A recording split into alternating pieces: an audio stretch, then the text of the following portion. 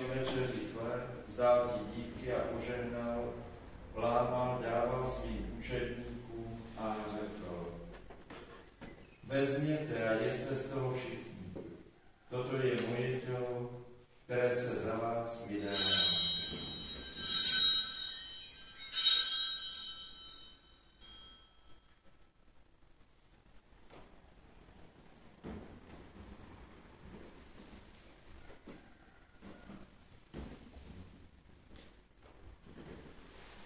Po večeři vzal také kalich, znovu ti vzdal díky a požehnal, dal svým učedníkům a řekl: vezměte a pijte z něho všichni. Toto je kalich mé krve, která se prolévá za vás a za všechny na odpuštění hříchů. Toto je smlouva nová a věčná. To konejte na mou památku.